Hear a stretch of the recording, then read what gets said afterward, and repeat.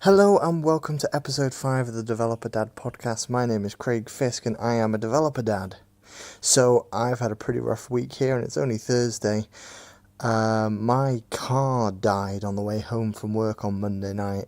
The cylinder head gasket went, for anyone that knows what that means, but it's a bit messed up. So car's been taken away, being fixed, but it's not a cheap one.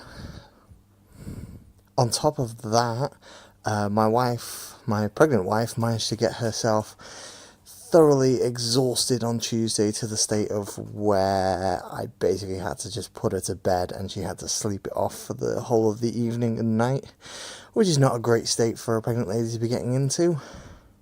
And then, just to make it extra hectic because of the car being broken, I couldn't go and pick up my daughter from my mother-in-law's house, so she had to bring her back to us on Wednesday night.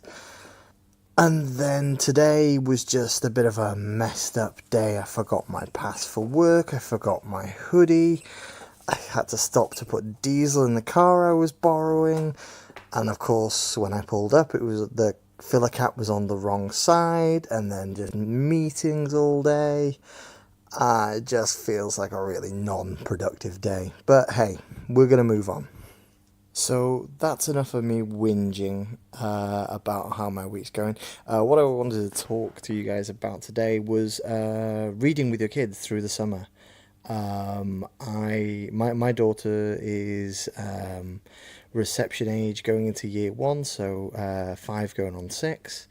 And obviously at this age, reading is such an important part of their learning and development. So throughout the summer holidays, we've been taking part in the Summer Reading Challenge, which is a reading challenge that goes on in all the libraries across the land of the UK that encourages your child to read a book every week and rewards them for doing so.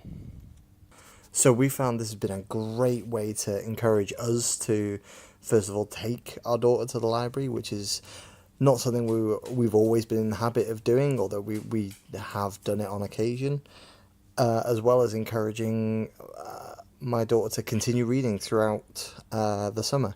I mean, she's always loved reading. We actively read with her every week, try and do it every day when it's school time, and there's no reason that shouldn't carry on over summer. Obviously, we're not perfect parents and that doesn't always happen, but we try and do as much reading with her as possible, and the Summer Reading Challenge has been really great to inspire us to do that. So this is a scheme that happens every year with a different theme. This year is themed around the Beano comic. Those of us old enough might remember that one. It's still around, still going. My daughter has absolutely no idea who any of these characters are, but there's been challenges going around the library, finding out who all the characters are, writing down their names and stuff like that. So it gets them involved, and they love it. They get a reward every week for reading a book and bringing it in, whether it's stickers or colouring or that sort of thing. And then at the end, if they've read a book every week or 6 books over the summer, then they get a medal and or a certificate at the end of it. And there's a little ceremony that happens in September, which is awesome. So we've been mainly reading the Biff, Chip and Kipper books. The ones that they read in school along with the Songbird books. Our local library has quite a lot of them and quite a lot of different ones that we hadn't seen from school. So we've been taking full advantage and reading those throughout the summer. Love the Biff, Chip and Kipper books. The stories are great, the illustrations are great. My daughter absolutely loves the stories, especially the ones with the magic key where they get transported to different lands and stuff. They're just great books.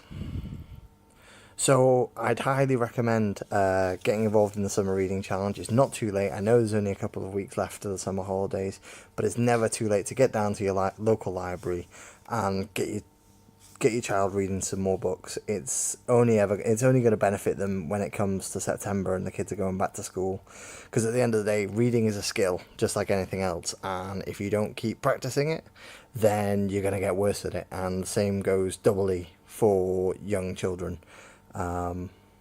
So give your child that extra boost when they come back in September, and show the teachers how much your child has progressed just over the summer holidays.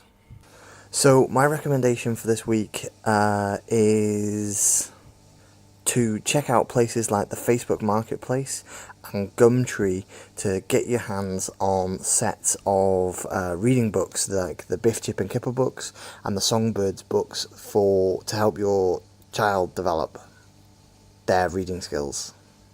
So obviously these sets of books only last a certain amount of time for your child before they outgrow them.